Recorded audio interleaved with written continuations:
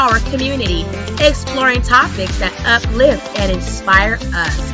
From personal growth to social change. So grab your teacup and get ready to join the conversation.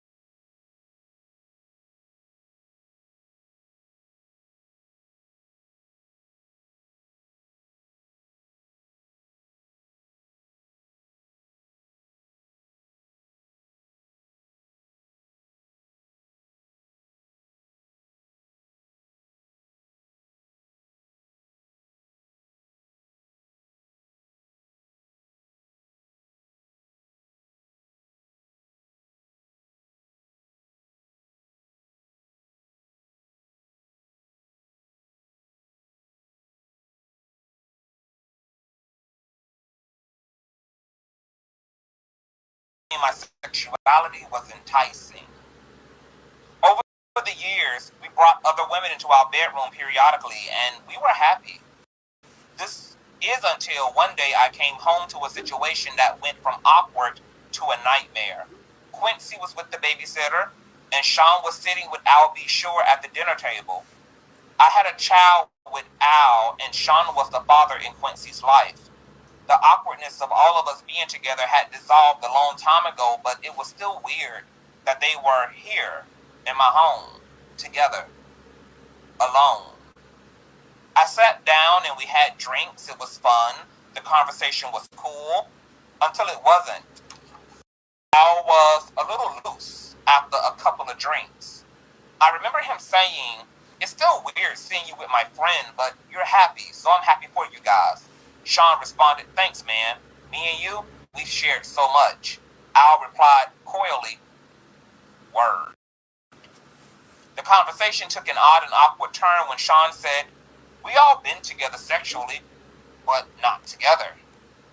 I was shocked for a moment. As quietness lingered in the room, I asked, "What do you mean by all together?" Al shifted uncomfortably, but Sean didn't hesitate. "You know how we sometimes invite other people into our bed?" I couldn't believe it. "Oh, hell no, Sean. This is my son's father. I'll say something." What Al said was mind-boggling. Quote, "I don't know. It could be kind of hot. I miss you in that way." Although I couldn't believe Sean would do this, the truth was I still cared about Al. And this could be very hot. I just didn't want it messing up my relationship, and if things became awkward, how would it affect Quincy? So I asked, "Are you both sure?" I imagined both of them inside of me. I knew this would be awkward sexually. There would be some bumping of genitals, but what happened next, I couldn't have imagined in the wildest dreams. Ow. I couldn't believe it. I stood there in shock. But when Sean, all these things are blurred out. I ran out of the room. This was too much. I couldn't. Sean called out to me, "Oh, come on, Kimmy." They didn't chase after me. They kept bumping genitals. All this is blurred out. I couldn't get the image out of my head. I couldn't be with Sean for a while, but that wouldn't be the last time I saw Sean in a compromising position, not by a long shot. One day I found the vault where he kept all of his encounters with men. Yes, he kept a record of it. But that's for later. Oh my God. Girl, Kim is a legend. That Al B. Shore and P. Diddy started fucking the hell down after some drinks. Al Bussy got loose, girl. They went upstairs. She thought she was ready, but she was not ready for them niggas being ready for each other, girl. And they didn't even run after her when they had slammed each other's penises into each other's throats and asses, girl. Chapter 6, titled Pop. Biggie took over East Coast hip-hop, and Sean was the brilliant mind that orchestrated it. He hired people to teach Chris how to flow and write his lyrics. He hired the best producers to do the beats. Although he took credit for them and the music was unstoppable. At this point, Sean was sleeping with all of the power players, and everyone that wanted to do music wanted to be a bad boy. Sean willed and dealed in a way that would have been unthinkable to many. He slept with the guys that really controlled the music to stay on top. A lot of the names average people have never even heard of. These are the guys that make the decisions on who is winning and who is not. He hosted parties that were just a fancy name for orgies, and everyone wanted in. When I met Tupac, Sean and I had an open relationship. Yes, I slept with Pac. Shit, he was sexy. Sean didn't mind. Well, not until he tried to get Pac to join both of us. Pac was not good with that. This is where the relationship between them became strained. Tupac wasn't going to accept Sean's advances. Pac wasn't gay, and he was pissed about the advances. We were all in Sean's house. I was drinking. They were smoking, and everyone was just relaxing. Sean came in on what I am sure he would call a smooth approach. My baby is bad, isn't she? Pac threw me a sly smile. Hell yeah. I felt myself blush. Sean was now in full swing. You think you hit it better than me? I couldn't believe he disrespected me that way. I was not playing with my response. Sean, what the fuck? Pac came to my defense. Damn, bro, you ain't got to do the sister that way. Tupac appeared upset behind Sean's words, but Sean went in for the kill regardless. I think my dick's bigger than yours. I bet I can make her come faster than you. What's up? Pac was appalled. What the fuck are you talking about, nigga? I ain't trying to run no fucking train. Sean continued. What you scared of? Let's see who fucks better. Let her be the judge.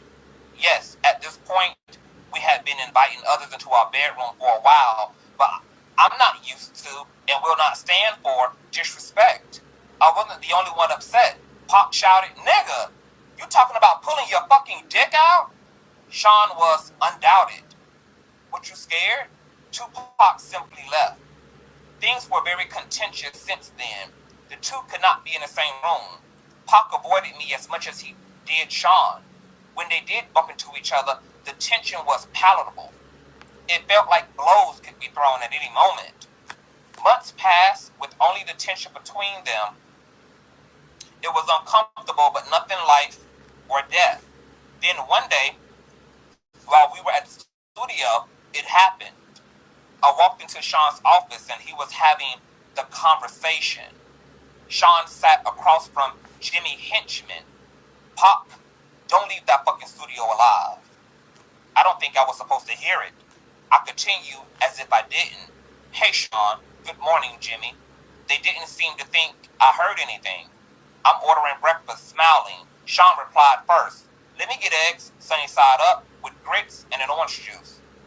I could see he was hungover. Good. I don't want him knowing that I know anything. If he just put a hit on Pac, knowing something could be dangerous, Jimmy, apparently not hungry, said, nothing for me. As he stood to exit the room, he said to Sean, let's make that happen. Then nodded to me and said, Kim, always a pleasure. With a wink to me and a nod to Sean, he turned and walked out. Jimmy was a part of our intimate circle. I went on as if nothing was happening. I'll make the call now. I smiled as I left, hoping I wasn't white as a sheet.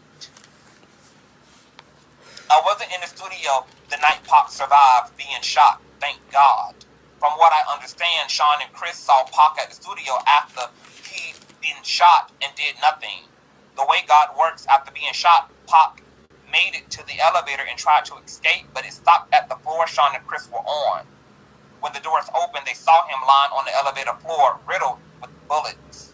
The fact that they didn't call an ambulance, although they saw Pac lying there swimming in a pool of his own blood, would be all the evidence Pac ever needed. He, of course, assumed they placed the hit, and Tupac is a soldier.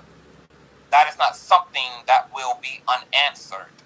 Pac didn't do well. He lost a testicle, but he survived. It was orchestrated, and Sean Puffy Combs was the orchestrator.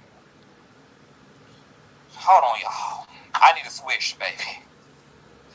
I need a swish, girl. We only 6 chapters in, and we done read about dildos, threesomes with Al B. Shore, advances made to Pac, a hit put out on Pac,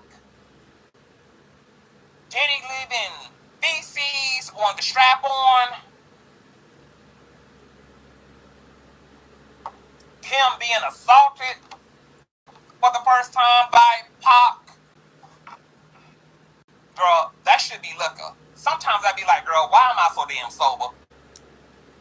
You know, sometimes you need a damn drug problem, girl, okay? Because reading ish like this, I'm like, girl, it don't pay to be sober, baby. Okay?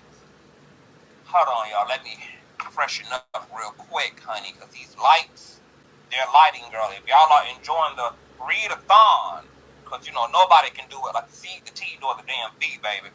Thumbs up this video. Shout out to all of you lovely people. Subscribe if you're new here. And y'all know y'all can show a hard-working content creator some love at.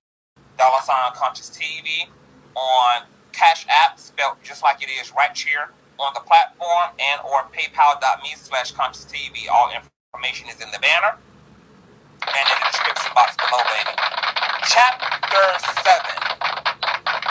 Threats. At this point, I knew I had to get away from him, but I was scared. Is he going to take my life if I try to escape? One February evening, I thought I found my opportunity at dinner after an event. We were at a ritzy restaurant in a private booth. It was an exclusive setup. We were alone, but we weren't in public. Perfect. Sean was on the phone talking to an unknown listener as he sat down. His words on the call will be etched into my mind forever. We're gonna release. Who shot you now? He waited for a response, then went on to say, of course they're gonna think B.I.G. was talking about Pac.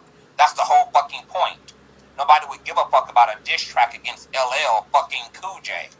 Do you know how much money we'll make trying to rap beef? Niggas battling after someone really got shot? This may not be the best time for this conversation. Sean was finishing up. We drop that shit tomorrow. He listened to the phone, then responded. There's going to be blood in the street. Niggas miss. Pac alive. Let's capitalize on that shit. When he responds, it's just going to mean more money. He turned around and looked at me, spoke back into the phone. I'll call you back. Then hung up and spoke to me. What's wrong? I tried my best to give a fake smile at what I'd heard. After all, me and Pac were intimate. I responded nothing. Sean wasn't full. Are you sure? His demeanor was threatening, but I responded as cool as I could muster to his intimidating stare. Yeah, of course. He took away my hand, saying, that's wonderful. He began to squeeze my hand until it hurt as he continued, because seeing you walk into the office while I was talking about killing that motherfucker and you not saying shit to me had me just a little concerned. His grip was starting to hurt badly. You're hurting me. As he continued, he squeezed tighter. You're pretending you didn't hear anything was a sign of your loyalty to me. Not something I should be concerned with, right? I had no choice but to give him the answer he wanted. I knew I was trapped when I responded, of course I'm loyal to you. He let me go as he responded, good. And remember, I'm the big dick.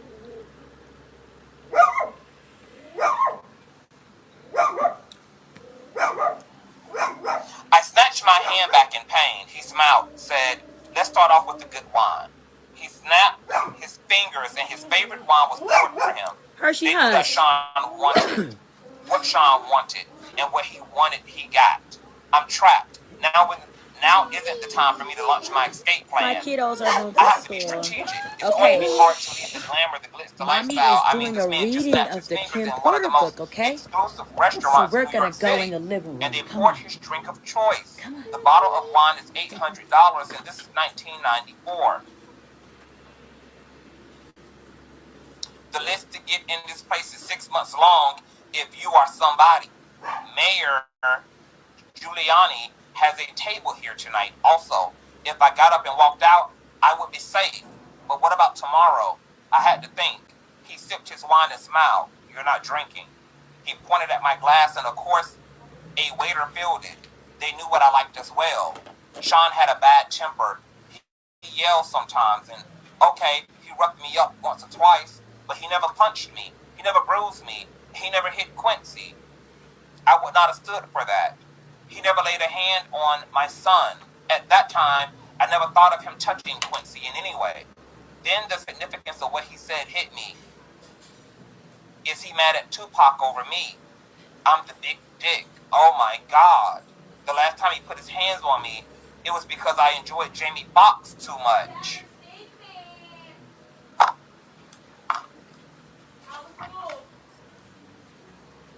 I'm just gonna find a bush.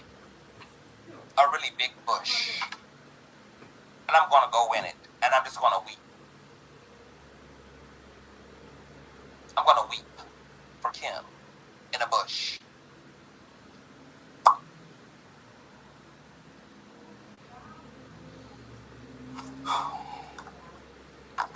Somebody go check on Jamie Foxx and I'll be sure.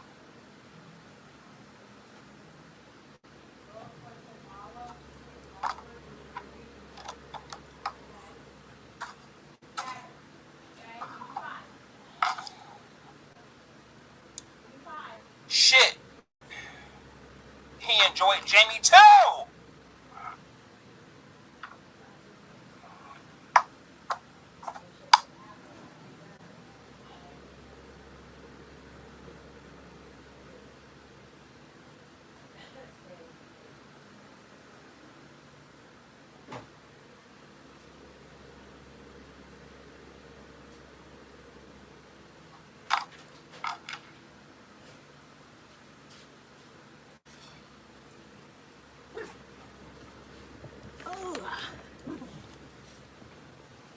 I'm a homosexual, and this is even too homosexual for me.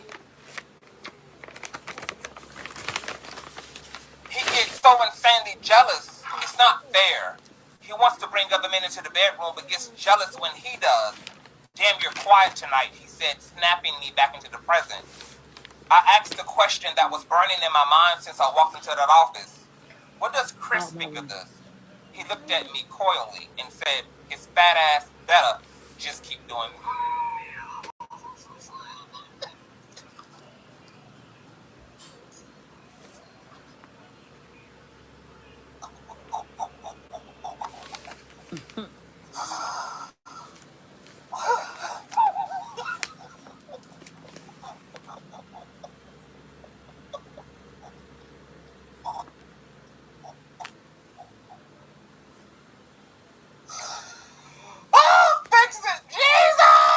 I can't do this, y'all. I can't do this tonight, y'all. Y'all got me fucked up tonight, baby. Baby. No, ma'am. Wait a minute, y'all. Hold on. Girl, I should have pre-screened this. CTV isn't ready. Oh my God. His fat ass better just keep doing music. A third guest was escorted over by security. Sean motioned for him to sit. A waiter walked over to Sean Carter and asked, would you like something? Carter responded, no thank you. Then said, hello, to me with a smile. Smiling, I replied, hey Carter, and took a sip of my drink. The Seans may share a bed together from time to time, but thankfully, I was never asked to join. Carter went on to speak to Sean. I thought we were meeting in private. Sean replied, hold on. Let's go back. A third guest was escorted over by security. Sean motioned for him to sit. A waiter walked over to Sean Carter and asked, would you like something? Carter responded, no thank you, then said hello to me with a smile. She's talking about JC. I replied, "Hey Carter," and took a sip of my drink. The Seans may share a bed together. Sean Carter, Sean Puffy Cone. But thankfully, I was never. This book only needed 60 damn pages. Carter went on to speak to Sean. "I thought we were meeting in private." Sean replied with a nonchalant shrug. I had to discuss something with her. Shout out to my baby mother, Sateria. Shout out to my baby mother, Sateria. Oh my God. Thank you guys. Thank you, baby mama. Sateria for the nasty piece. A child support check. God bless y'all. Baby. Oh. I had to discuss something with her. It's fine. Go ahead. He wielded his kind of power. Carter shifted uncomfortably in his chair before continuing. "It's true. Chris and Pac were about to start their own label." Sean slammed his fist against the table, shouting, "Doesn't anyone have any fucking loyalty, Carter?" "Well, that's not happening now, right?" Sean peered at Carter with distrust. "Why the fuck are you so eager to share this with me?" "Chris is your man. Fuck, he brought you on, and you're stabbing him in the back?" Carter responded with indignity. "First, I'm tired of being that nigga's son. I need to come out from under his damn shadow." Sean smiled slightly. "Okay, I respect that." Carter kept going. "On top of that, this nigga is making that move, and it should have been with me." Sean looked at Carter blankly. "Pop put Chris on. You know this. What's this really all about, Carter? Don't fucking try to play me. The Jay-Z of today wasn't born yet. This young Sean Carter was in over his head. Conversed, he had to spill it out. "I want a spot. Ambition. Now this is a man I can work with." Sean made a grandiose gesture toward Carter. "Waiter, get this motherfucker whatever he wants." Carter smiled. "Thank you." Sean responded, "Honestly, honesty and ambition. We're going to make a lot of bread together." Carter ordered a drink. As he stated again, "Guess he won't be leaving with that nigga to do their own label now." Sean responded with his normal air of arrogance. "Why don't you let me worry about that?" I took this as my cue to escape. I told Sean, "I'm going to go ahead and get back to Quincy." Sean was wrapped up in his conversation with Carter and barely noticed as he excused me. "Have the limo drop you off." We didn't eat. He didn't care. I smiled and kissed him on the cheek, and I left. So chapter 8 talks about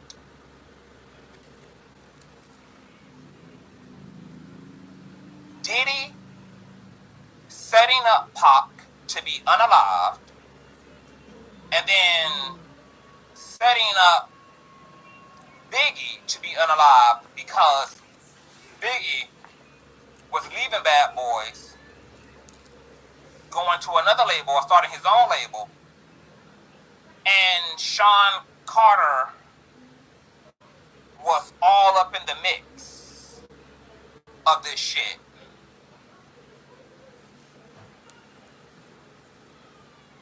Beautiful One Style said Sean Combs frequently said that Sean Carter, aka Jay-Z, is the only person that calls him Sean. Always paid attention to Diddy. And he said that only Jay-Z and his mama can call him Sean.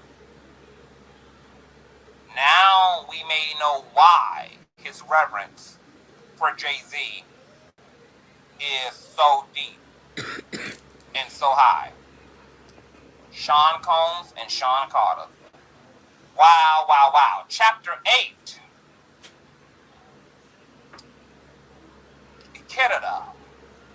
Actress, model, and fashion designer Kidda Jones was Tupac Shakur's fiancée and is the daughter of record producer Quincy Jones and actress Peggy Limpton.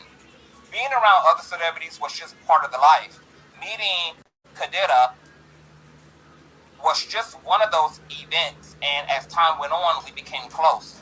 We hung out together, went shopping, and so on. It was about the same time that I met Kimora. Those were the days, or so I thought. We always had girl talk, and the fact that she was dating someone I had previously been with wasn't a source of contention. We didn't get jealous of each other. It was just girl talk stuff. No, I did not become intimate with Khadida. Kimora was too jealous for that. Yes, Khadida knew about Kimora, Sean, and I all being together sexually. Of course she did. We shared that kind of thing. We were open and honest with each other about almost everything. A true friendship, except I couldn't be open and honest about everything. Not anymore. Sean made sure of that. Khadida, these ghetto ass names, I'm not gonna try, girl. Okay? Khadida is what it's gonna be today. And Pop were the greatest couple. He was always so cool and yet sexy. She was so beautiful and fun. Before all the tension and beef, we used to all hang out together. It was always dope vibes. But with Pop shooting and the suspicious surrounding Sean and Jimmy, the vibes between Khadida and I weren't always perfect. Then came that night. Award shows weren't anything new for us at this point. We dolled up as the men groomed. We didn't choose what we wore. A stylist prepared our color palettes. A makeup artist did our makeup. And a hairstylist did our hair. This was just the way of things. We shared the best stylists in the business. Sometimes we would all go to the studio for an event to get our measurements taken. But this time, Khadida seemed different. I felt like something was wrong. But when I probed her, she wouldn't say anything. Then the day of the event was here. We would all go to see each other inside. Even though Sean was my man, as far as props, I had nothing on Khadida. Being Quincy Jones' daughter had perks, and superstardom was amongst them. Pop wasn't there. When she saw us, she came over to our table. We sat around kicking it in a very dope vibe. Sean knew he was going to clean up this award show. He had all but taken over the East Coast musically. With all the hits, there was really no way he wouldn't. Bad Boy is Hall of Fame stuff now, and Sean P. Diddy Combs knew it. I believe it's a Swally name. Okay. Ghetto Swally shit. Sean smiled at Khadida as she sat at our table, but something about the smile didn't seem authentic. Soon I would know why. He's sick when he has a grudge against someone. As she sat, Sean said, Bad Boy is going to clean the fuck up. From his table with Faith, Chris replied, hell yeah. And the new shit we busting out, wanna have these niggas sick. Khadida signaled for the waiter to pour her a glass of ginger ale that sat over at her table. As the waiter refreshed her drink, she said, Pop's music wanna get some love too. Sean grimaced. Oh, come on, Sean. I know y'all got y'all differences, but you have to admit, the man makes great music. Sean looked at me out of the corner of his eye, then took another sip of his favorite cognac,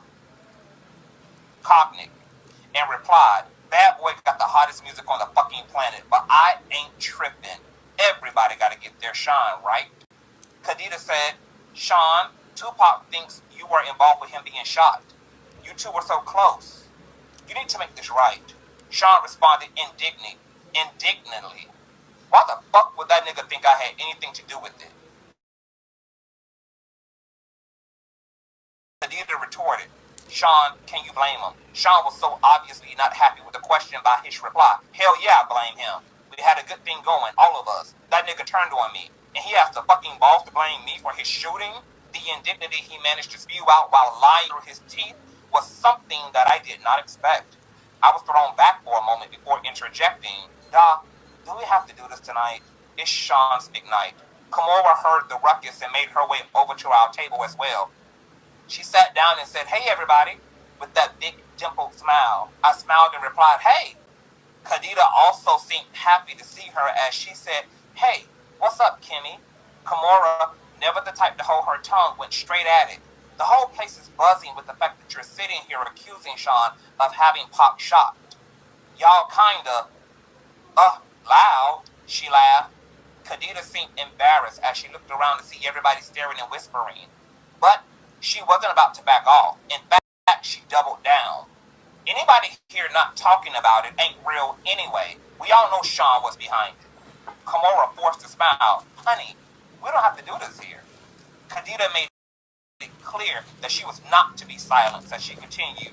Oh, let's not hurt the feelings of Sean Puffy Combs.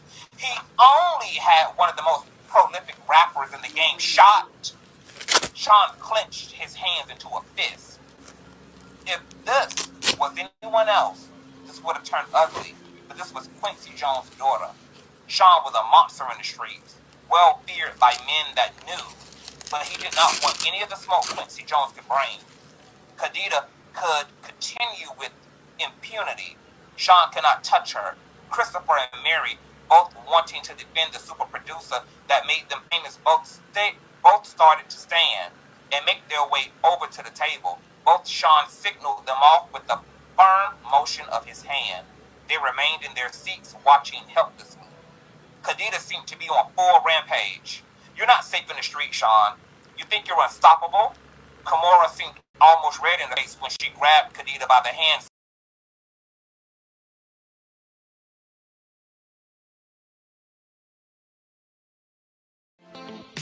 Thanks for watching. Remember to show your support by liking, subscribing, and sharing. It's a blessing. Keep your teacups filled and ready for my next upload. Until then, stay inspired and remember, always stay dipping.